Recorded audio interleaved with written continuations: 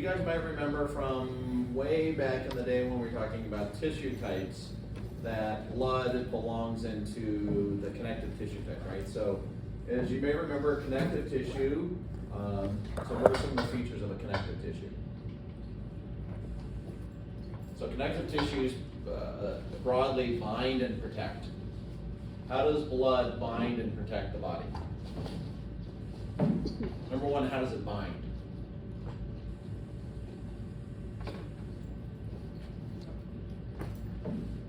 Well, so one tissue that's found literally Fascia? everywhere, right? Everywhere, every part of our body's got blood in it, right? So it's the one tissue that's literally found in every organ in the body. So that's how it binds. How does it protect us? What are some of the ways in which blood protects us? Oh, like with white blood cells? So white blood cells, right? So it protects us from infection. What else does it do? With the oxygen, removing like blood that doesn't have oxygen with.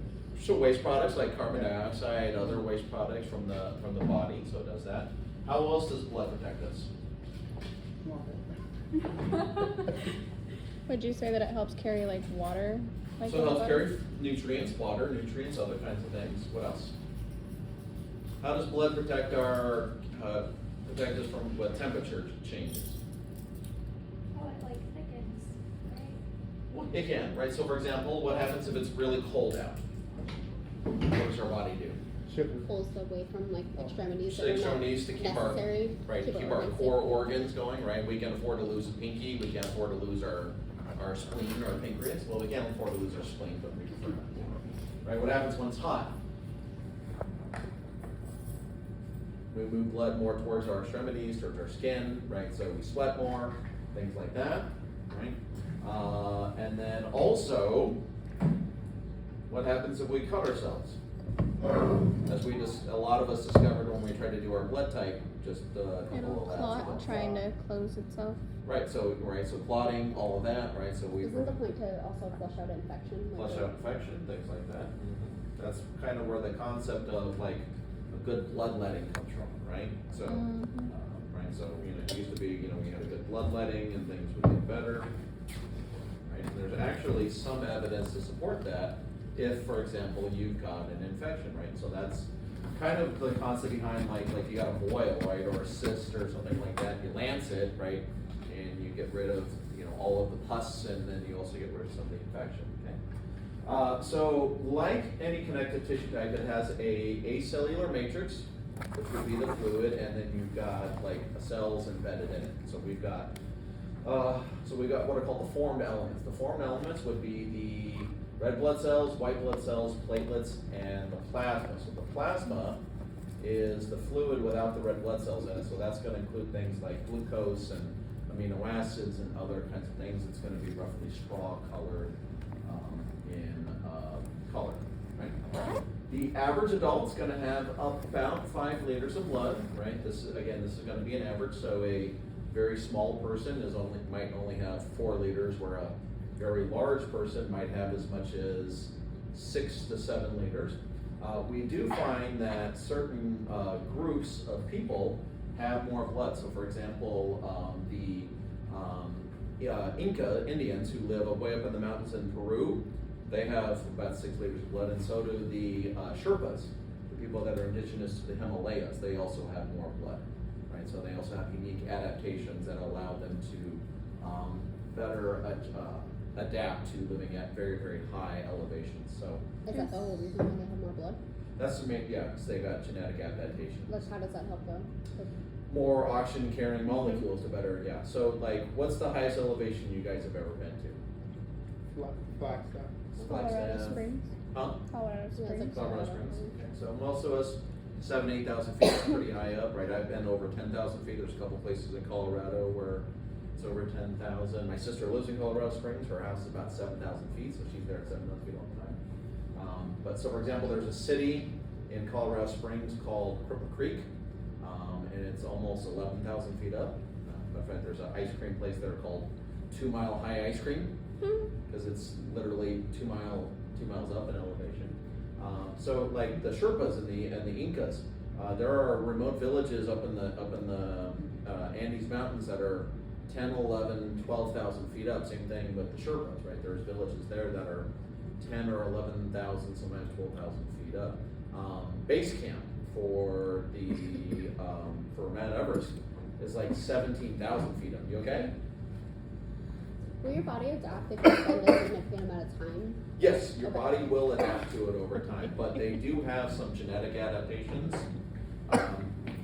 So they have different alleles, right, which give them more so than so like let's say we decided to move to like a Sherpa village deep in the Himalayas, 13,000 feet. We would have adaptations, but even with those adaptations, we still wouldn't handle the altitude as well as the Sherpas will, right? So they have unique adaptations to it, right? Same thing like, so like Ethiopians, right? So Ethiopians are especially well adapted to the hot environment of Ethiopia. Or the Bedouins, right? The nomads that roam the Arabian deserts, right? So they are uniquely adapted to the heat more so than we are. So we would adapt to it over time. So like for example, my sister, been living at 7,000 feet for a long time, doesn't get shortness of breath. Every time I go up there, I go up a flight of stairs, right? I have shortness of breath. So is her blood volume increased then? Her blood volume, your blood volume would slightly increase, so that'd be one of the factors that would increase blood output. So, but generally speaking, average person, it's about 5 liters of blood. Is she older? She's younger, slightly younger, so fine. Hey, can you imagine somebody being older than me? Is that even possible? I'm like, those people- Like she has to call you doctor. I'm pretty sure those people will be. Yeah, if I get a PhD, I told her she would have to call me doctor. So if I ever get my PhD, I'll have to call her. Okay. So blood is going to be mostly water, right? Like every other tissue and organ and thing in your body is mostly water. It's going to be about 55% plasma and then about 45% the formed elements. Inside of the plasma, you're going to find, a lot of electrolytes, so sodium, potassium, calcium. So also bicarbonate. We've talked a little bit about bicarbonate ion. We'll talk a little bit more about it. Bicarbonate ion is one of the primary buffers in the body, right? So it helps buffer pH.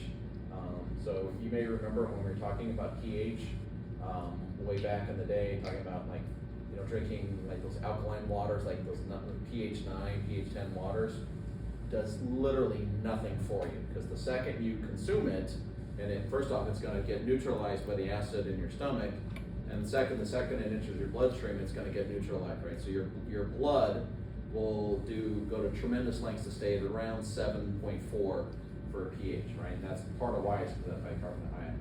You'll find albumin, protein, fibrinogen, which involved in clotting as well too, and then of course nutrients like glucose, and fatty acids and cholesterol, right? So you go get blood work done, and say, your cholesterol is a little high, right? So that's one of the fatty acids that's in there. And then of course gases and hormones. Let's talk about the formed elements. The most common formed element in your blood is going to be the erythrocytes, the blood vessels, or the red blood cells. Red blood cells are unique. They are the only cells in your body that are anucleated. What does it mean to be anucleated, guys?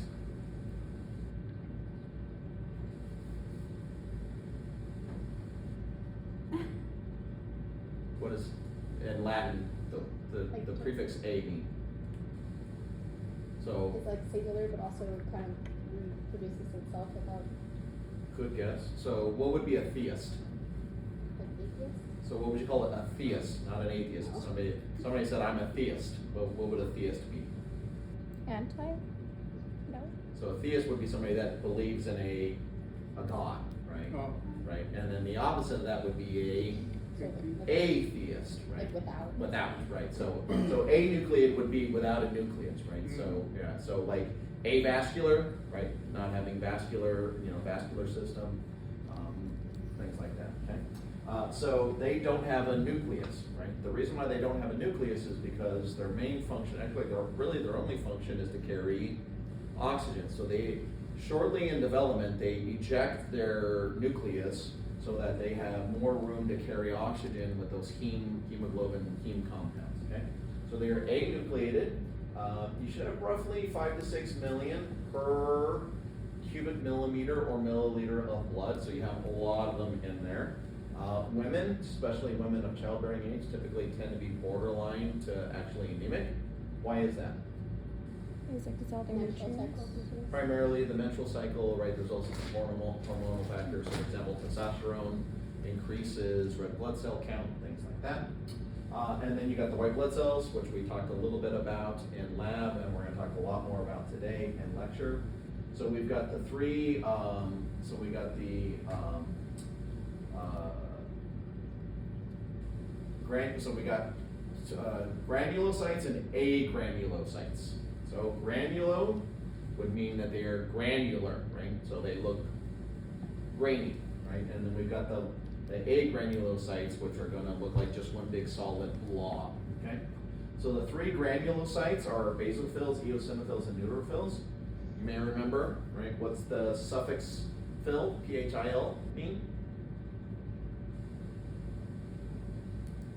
We talked about like hydrophilic. What does hydrophilic mean? Like something. Like water, right? So like you might, so like for example, my mother is a Anglophile. She likes all things English. And if you're a big fan of the French language and French culture, you would call yourself a Francophile. So these are called basophil, eosinophil, neutrophil because they really like to take up a particular type of stain. So they're particularly good at taking up the stain. And then we have lymphocytes and monocytes. Welcome, sir. And then we got platelets. The sole function of platelets is for clotting, right? So they will stick together along with fibrin to help make it difficult for the blood to escape. So it's what we call hemostasis. So red blood cells, right? They carry oxygen through that hemoglobin. When they are combined with oxygen, they become very bright red. So they become oxyhemoglobin, and then when they get rid of their oxygen, they become deoxyhemoglobin, and then carbonohemoglobin when they start to get their carbon dioxide. So it gives them a darker color, which is why to the naked eye it appears to be blue. Right? That's why veins appear to be blue. Okay. So here you can see an actual picture on a scanning electron microscope of actual red blood cells. So this is a scanning electron microscope picture of them. So you can see it's almost like a donut, right? There's nothing in the center. So that allows it to be able to be better at transporting oxygen, which is its sole purpose. Okay. So for men, it's 4.6 to 6.2. For women, it's about 4.2 to 5.4. Again, primarily due to menstrual cycle, but also due to some other hormonal factors. Dietary factors do a factor into it. So for example, somebody who chooses to be vegan, that can sometimes be a challenge, right? That you do have to make sure that you're getting in certain types of supplements in your diet. So especially if you're a long-term vegan, you have to take supplemental B12. Is that something do you get shots or? So because I do like the testosterone injections, it seems whatever they're putting in there, it might be 12 and my iron really high. But even before I was vegan, I had low iron. Yeah, Obviously, yeah, so, most women do. Yeah. But I would supplement it. Yeah, so if you're vegan, you might have to take like B12 supplements, things like that. So red blood cells in utero. What does it mean to be in utero, guys? In the uterus. When you're inside a mom, right? So when you're still a fetus, they're going to be produced in the liver and spleen, and then children and adults are produced in red bone marrow, specifically in that spongy bone area. Red blood cells have a 120-day lifespan. Why is that significant, the 120-day lifespan? So one of the things you might get checked when you get blood work done is they might check your hemoglobin A1C. Who's heard of hemoglobin A1C? What is hemoglobin A1C? I know what A1C is. It's usually insulin. So hemoglobin A1C is an insulin marker on red blood cells. Because red blood cells have a 120-day lifespan, it gives us a three-month marker of blood sugar levels and insulin levels. So, right, especially if you're a type 1 or a type 2 diabetic, it can be very easy on a particular day for there to be a big swing in your blood sugar levels, right? But if your blood sugars and your insulin have been consistently elevated over the last 3 months, what does this tell us? Probably diabetic. You're not doing a good job of managing your Can they blood tell sugar. just from A1C if you're insulin resistant, not necessarily diabetic? Correct, yeah, so, Wasn't sure if I mean, you it's guys one would of many do factors that those goes into, so for example, for type 2 so type 1 diabetes is pretty cut and dry, right? You're either producing insulin or you're not. But type 2 diabetes isn't really like a threshold, it's more like a, like you're kind of in the diabetic fit area, right? So like you can kind of go out of it. Is that considered like pre-diabetic at that point? Correct, so we have like, for example, what's called metabolic syndrome. Anybody heard of metabolic syndrome? So metabolic syndrome, so like insulin sensitivity, high hemoglobin A1C, a lot of like fat around the abdominal region. They don't have to do like a glucose test for that? They do specifically? fasting glucose test. Is that usually like if your A1C markers are high? Correct, Okay. yeah, so it's multifactorial before we say, yep, you got type 2 diabetes. Gotcha. Yeah, so now we've got a lot of drugs that can really help with that, so like, we've got metformin, and we've got Wegovy, and a few other drugs that can really kind of help some of that stuff. Wasn't like, what is it, Ozempic, yeah, Ozembic's basically, People are having a bunch of problems on that, aren't they are, yeah, which is basically Wegovy, yeah, so Ozempic is basically Wegovy. Like what? Huh? What kind of problems? A lot of people have gastrointestinal issues from it. It's the primary issue that people have, so it causes gastrointestinal issues. But you lose a lot of weight pretty quickly. I You can think, lose a which lot is of weight probably quickly, yeah. enticing to people who are. Yeah, so Is dry it- mouth is another symptom that a lot of people have. Is it because like how it makes the food last longer in your stomach that it's not like digesting efficiently? We don't know. We're not quite sure yet, so that's Isn't one that of the. concerning? One of the, it is, But yeah. The yeah. fact that people are on these medications, they don't even know what's causing the problem. Yeah, so, yeah, well, I mean, some medications You're we just, skinny. we never figure out. So like, metformin, one of the side effects of metformin is dry mouth for some people. So, but, for a lot of people, the potential risks and side effects outweigh the benefits, which can be rather significant amounts of weight loss. So, I know people that lost 100 pounds on Wegovy or more. So, yeah. So it's like any other medication, right? There are Pros and cons. pros and cons, right? And, it's up to you and your physician to decide if the pros outweigh the potential side effects. Because any medication that actually does something has potential side effects. Yeah, and show me something that has no side effects, I'll show you something that has no impact on your physiology. So we talked about LD50, right? So LD50 is the lethal dosage for 50% of the people for any given compound. Oh, Right, so every compound has an LD50, including water. Yeah. So if you drink X amount of water in a one dosage, right, you have a 50% shot of dying. That's just because it dilutes to the point where you don't have like. So electrolytes it and throws off your blood electrolyte volumes. balance and things like that. So it's called water toxicity. Yeah. So if you drank 3 or 4 gallons in one period of time, like you're at an increased risk of sudden cardiac issues. Yeah. So everything has an LD50. Literally everything has an LD50. Some things have, like fentanyl has a very low LD50 dosage. Right. Water's got a very high LD50 dosage. Fentanyl's crazy to me. So like, my mom had cancer, and so like she would get the patches. She was Yeah. like 80 pounds. Yeah. But before she passed away, Yeah. she had these patches, and I was like gloving up and Yeah. make sure that you're supposed to like flush them or make sure that. And the right dosage transdermally. It's just crazy though, because they tell you not to touch it, but Yeah. like this tiny woman was like Yeah. able to. The LD50 is higher than people like oftentimes say it is. So like the odds of you having an overdose from touching the transdermal ones are pretty slim. Versus taking like a press pill that might have like a. Correct. So so for a lot of the like ODs from fentanyl, it's because fentanyl is added to other things to Yeah. increase the potency of it. So if you're a heroin addict, right? You're not that healthy to begin with, right? And then you combine heroin plus some other things plus some fentanyl, and then you overdose, right? So. As a heroin addict, though, you're probably less likely to overdose if you're a consistent user because your threshold's higher, right? Versus. It does get a little higher, yeah, but Yeah. it's. I really don't understand the point of that. Like, Yeah, from a drug dealer standpoint. The threshold It's doesn't really really go up a weird. whole lot for heroin like it does some of the other ones, so it's one of those drugs where it's surprisingly easy to overdose on it. Almost anybody who's been a long-term heroin user has gotten close to ODing or actually has OD'd at some point in their life. So, but yeah, so fentanyl, if used properly, It's an extremely effective analgesic. It's probably the single most effective analgesic we There are have. some pain resistant or medication resistant types Yeah. of pain. So especially, so people like terminal cancer, right, for. Yeah, my mom had every- that and oral stuff and it's still like barely touching Yeah, pain. so especially like terminal cancer where you're just basically just rotting from the inside and you're just hurting all the time. Fentanyl seems to be the only one that really kind of takes away some of the pain and the misery.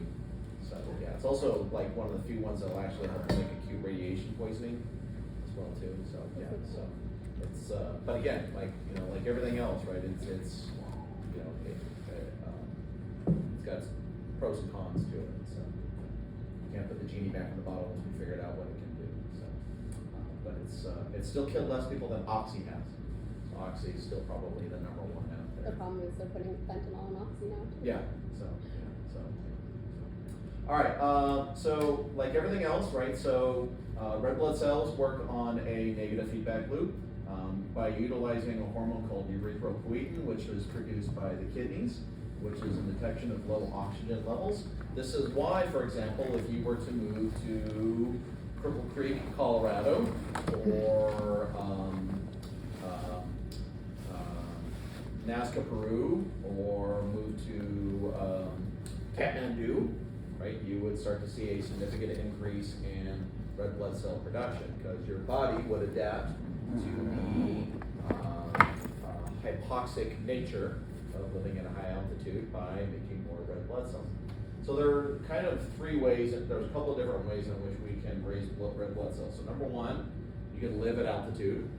Number two, you can have prolonged exposure to a hypoxia chamber, right? So you can go into actually lower air pressure to simulate hypoxia. Or number three, you can take EPO, synthetic EPO, right? Which is what a lot of like endurance athletes do. So in theory, you got more red blood cells, you got more oxygen carrying capacity, you can increase aerobic performance.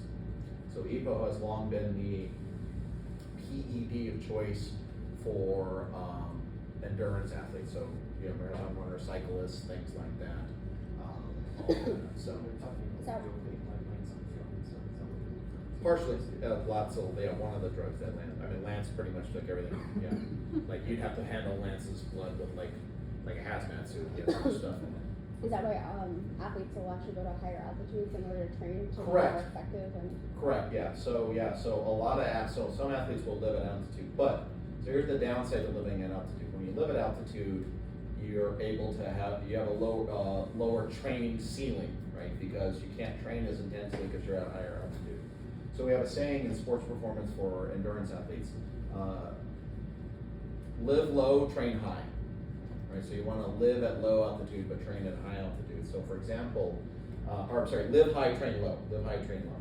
So for example, a lot of like cyclists, triathletes, marathon runners, endurance athletes live in and around Big Bear, California. Do you guys know where Big Bear, California is? Right. So Big Bear is, depending where you're at, Big Bear area, 5,000 to 6,000 feet up in elevation, so fairly high up. And Big Bear is about 90 minutes away from Chula Vista, 2 hours away from Chula Vista, California, which is where one of the 3 Olympic training centers is. That's where a lot of the outdoor sports is at Chula Vista, which is just outside of San Diego. So they live in Big Bear, and then they will head down from Big Bear down to Chula Vista to do training. And so they get the benefits of living at altitude with the benefits of training at sea level. And so so live high, train low. But EPO, so EPO is one of the drugs. So number one, we frown on that from an ethical standpoint. But number two, there's some legitimate concerns about people taking too much EPO because EPO increases the amount of red blood cells, right? So what happens is, but there's only so much you can increase the actual volume because there's only so much more like blood vessels and other things you can do. So the blood starts to become increasingly thick, right? Which is why, like a lot of people who are on testosterone therapy have to do what's called a therapeutic blood draw occasionally, right? So if you take too much EPO, your blood can literally become so sludgy. So I'm a world-class cyclist, and I'm doing the Tour de France, and we're in a mountain phase stage, and I have been doping with EPO. My blood is thick as sludge. I'm climbing up a mountain phase and my heart rate is at or near my maximum heart rate, which for a young, healthy cyclist might be as much as 200 beats per minute. And my heart's pumping really, really hard and pumping blood that is 50% thicker than normal. What can happen? Harder on your body. Heart attack, my heart can literally give out, right? So there's been multiple documented cases of athletes during the Tour de France and Tour de Italy and a few other ones like that where like they're in a particularly like strenuous like stage and they literally, the heart just basically just blew up, exploded because the blood was just so thick, right? So there's the performance enhancing ethical part, but there's also like the very real possibility that you might die. Another thing that they'll do is another type of blood doping is they'll take a pint of blood out and then 2 weeks before the race and then the night before the race they'll put that pint of blood back in the body. So instead of 5 liters you now have 6 liters, so you've got 20% more oxygen carrying capacity. But that does the same thing, right? So now it makes the heart work 20% harder, right, to do the same amount of work, right? And that might be 20% just too much for the body. Would someone who has to like supplement CO2, like I have to do that, would I be better at a higher elevation versus a lower elevation?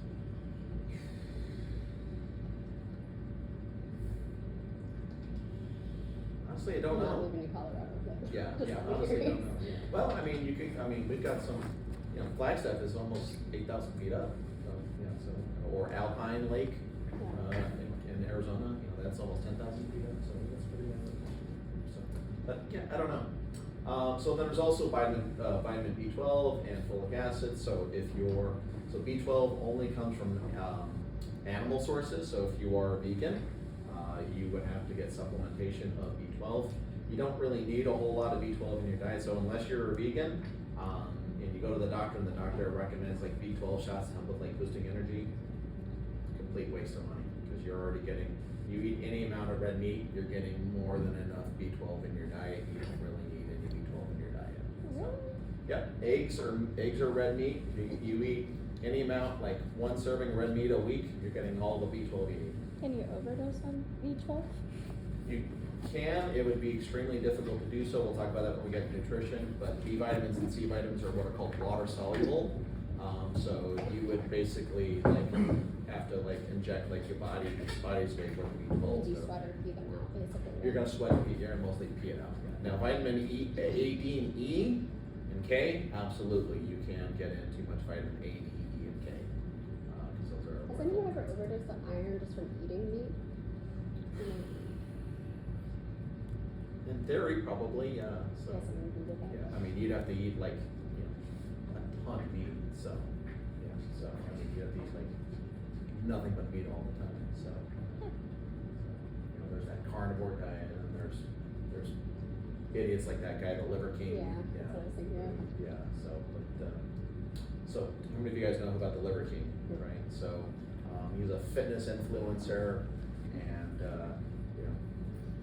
told people like, if you like live like his primal lifestyle, like he'll get super jacked and ripped, and turns out he's taking large amounts of performance enhancing drugs to obtain a physique that literally you can't maintain without taking large amounts of performance enhancing drugs. So, but we'll get more into nutrition at the course of this.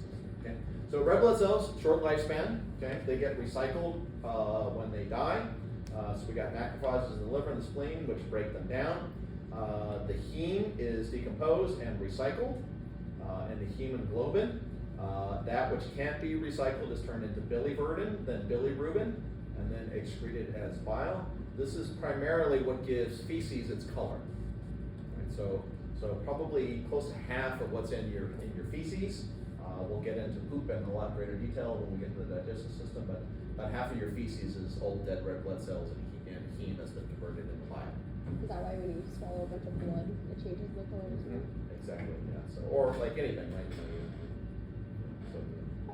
So die, so. All right, white blood cells. Let's talk about white blood cells, and then we'll probably, that'll be it for today. All right, so as we talked about, there are 2 broad categories of white blood cells, so granulocytes and agranulocytes. So the granulocytes are the neutrophils, eosinophils, and basophils. and the agranulocytes are the monocytes and lymphocytes. Do make sure you know the difference between the two, because A, that'll be on the quiz, and B, it'll also be on the test. Right, so we'll talk about that. Okay? So, neutrophils are roughly half of your leukocytes, or at least they should be half of your leukocytes. 1 to 3% should be your eosinophils, and basophils should be less than 1%. And then we got monocytes and lymphocytes. Okay? And this talks about how they are made. Right? So we start off with stem cells, which are called hemocytoblasts. So hemo means what? Hemo means blood. Okay? Hemo means blood, right? Cyto means what? A cell? Cell, and then blast, we talked about blast before. A part? Creating, right? So it's basically like a blood cell stem cell, blood stem cell. So that's literally what it basically means, right? So those will branch off. So some of them will become red blood cells, and then some of them will become platelets, and then some of them will become granulocytes and agranulocytes. So they all start off in the same spot in our red bone marrow. So red bone marrow is where we make red blood cells and white blood cells and platelets. They're all made there from those stem cells. Again, right, this is why we talk about why stem cells are so real on the cutting edge, the frontier of science, of medicine, because we're learning how to manipulate stem cells into being whatever we want them to be. Right, so we can get, so like for example, if you have leukemia, what's leukemia, guys? Blood cancer, right? So blood cancer, right? So we can do things to your stem cells so that you stop making cancerous blood cells. That's one of these things. All right.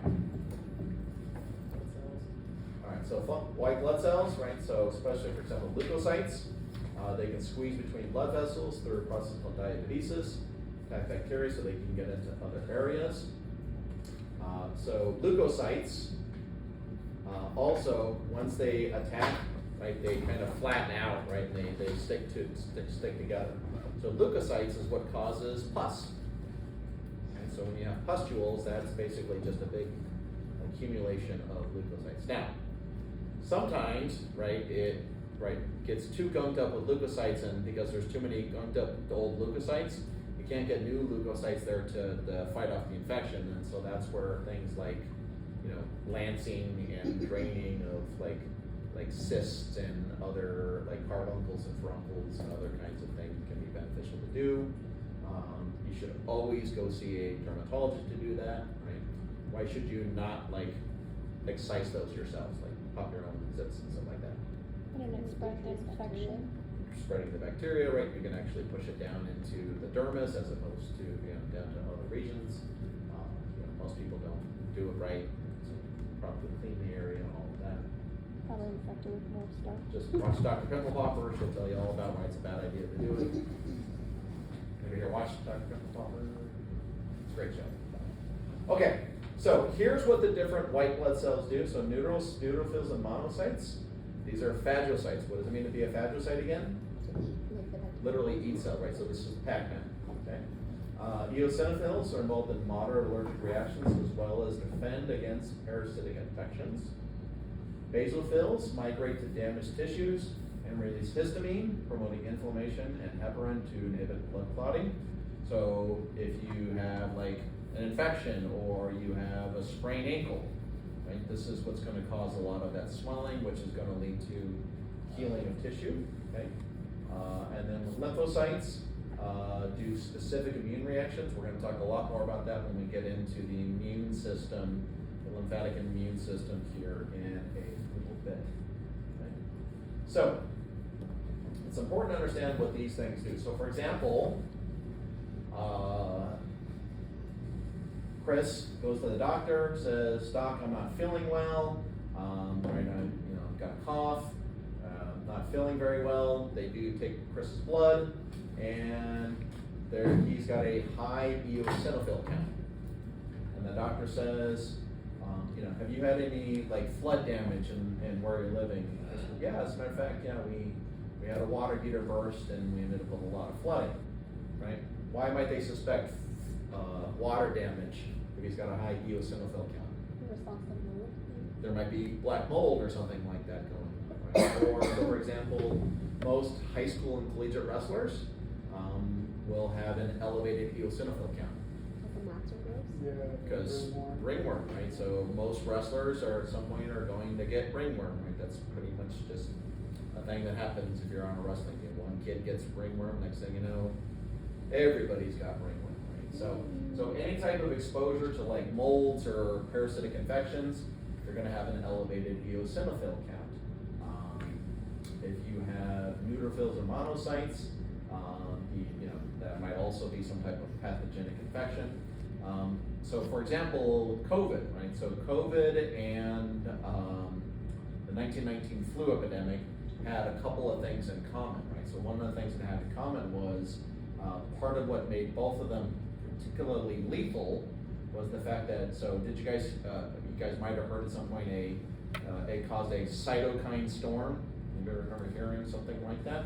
What is a cytokine storm? It's literally a extremely robust immune response reaction. So the body would get exposed to the 1919 flu or the coronavirus, and our immune system would freak out and over-respond, and that would cause us to go into shock. Is it safe to say someone with a pretty decent immune system would actually be at higher risk for a bad reaction versus Correct. someone who's autoimmune? Correct, yeah, so that's why, you know, so obviously, right, so, you know, the 1919 flu pandemic and coronavirus, you know, if you were, you know, already not doing very well, right, you're old, you're diabetic, right, you got emphysema, whatever, right, obviously it killed a lot of those people in high numbers for obvious reasons, but part of why it was so difficult, both viruses were extremely hard on young people, causing a lot of issues because of those lymphocytes, right? So they would have a outsized immune response to it. So that's what that cytokine storm is. So there was a lot of commonalities. And that's generally how, like, so for, we'll talk more about this when we get into the immune system, but for something to become a truly global pandemic that kills people. So number one, it has to be highly virulent, meaning easy to spread, and number two, it has to be at best moderately lethal. Right. So for example, yes, sir. Back to the last slide you had, the neutrophils. You said that it eats like other cells. Yeah, phagocytic. Yeah. Oh, yeah, phagocytes. Yeah. Gotcha. Yeah, phagocytosis. Yeah. So they literally kill off other things. Yeah. So we'll talk more about this. If you guys take microbiology, you'll learn more about this. So for example, a lot of times you start to feel worse after you start taking medication. And the reason why you feel worse is because as you start to kill off the bacteria, there are what are called gram-negative bacteria. And gram-negative bacteria actually have toxins that get released when the cell dies. So that's part of why you feel worse, right? And we'll talk more about this, but a large part of why you don't feel very well when you're sick is not because of the infection, it's because of your body's immune response to it. So that's, again, that's why, a lot of people, with COVID, started going and, had to go to the hospitals and stuff like that, yeah. Is there a reason why you feel more sick once you actually know that you're sick? It's probably psychological in nature, yeah, because now you know you have something, so, hence, for example, the placebo effect, right, so we give people something and tell them it's doing something, they often feel better, yeah. So there's this very strong link between body and mind and all of that. So here we go. So here are, so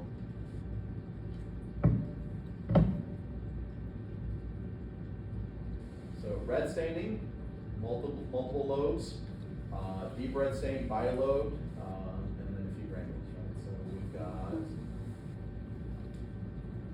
so here is eosinophil, neutrophil, and basophil. And then here you can see, so that's under a light microscope, and then this would be a scanning electron microscope. So this would be actually inside of a capillary. How can you tell the difference? Because the eosinophil, isn't that it's two? So it's the color, right? So this one is dark red, and that one's more of a dark blue. Yeah. So one, it's about the staining that happens. I thought like the neutrophils were more like kind of globular, but more like four. Is that not the case?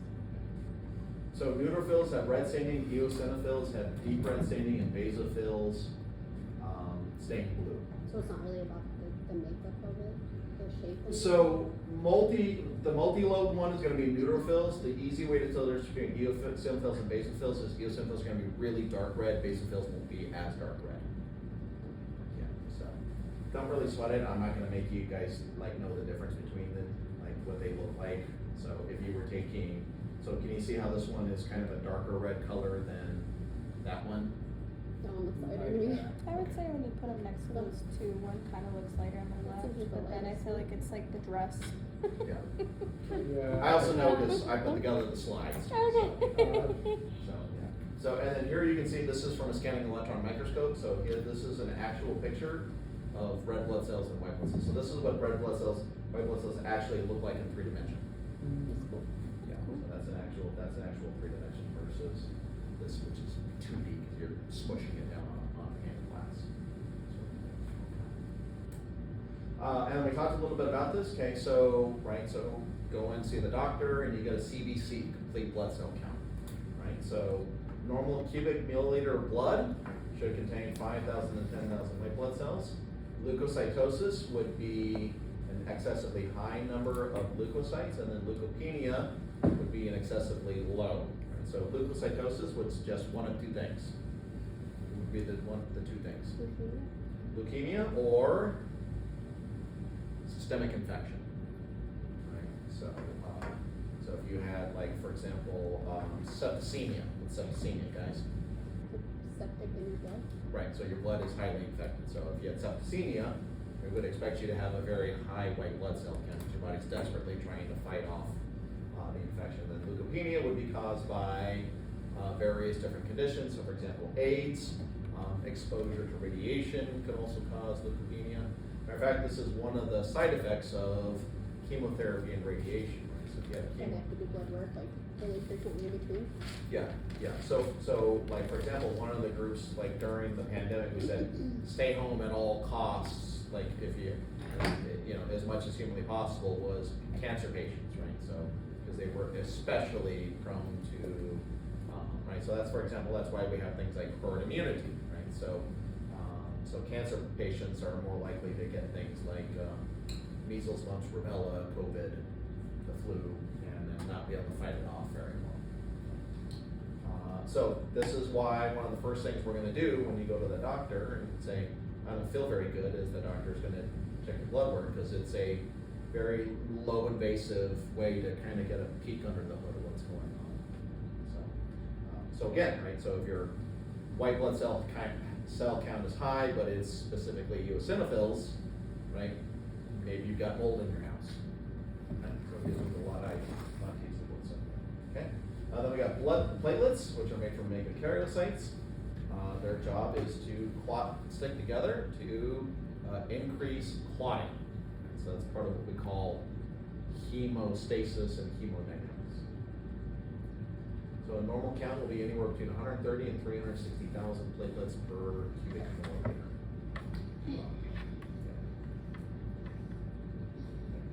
We got plasma. Plasma is going to be roughly straw colored.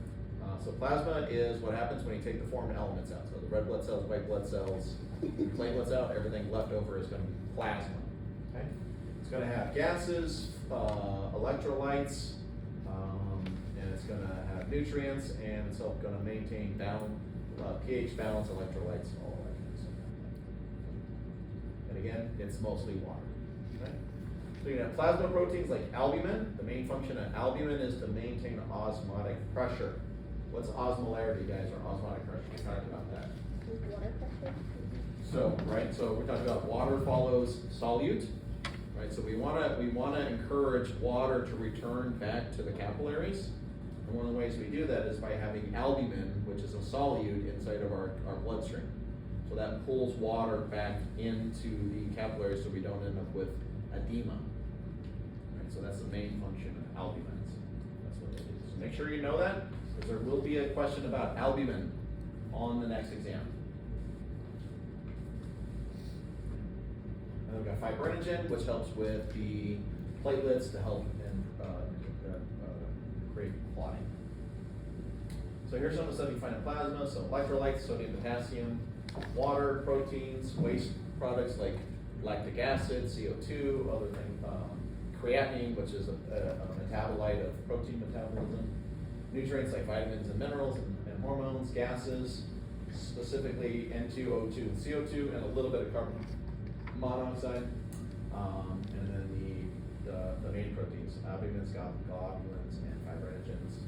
And then over here in blood, you got the form elements.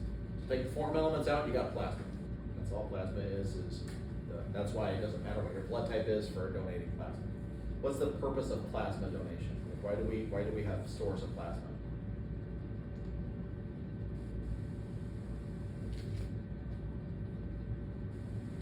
Why is plasma important, especially for like triage medicine? So we got a patient, right?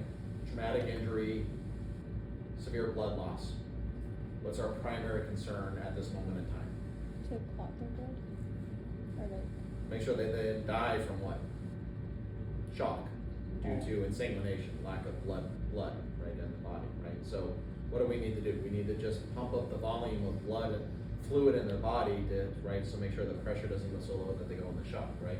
So, like, we'll worry about getting blood into them later. Right now, we just need to get plasma into them to keep them from dying from lack of blood in their body, right? So, right, severe car accident, if you lost 3 liters of blood, we're gonna pump you full of plasma just to keep you from going into shock, and then after we stabilize, then we'll pump blood into you.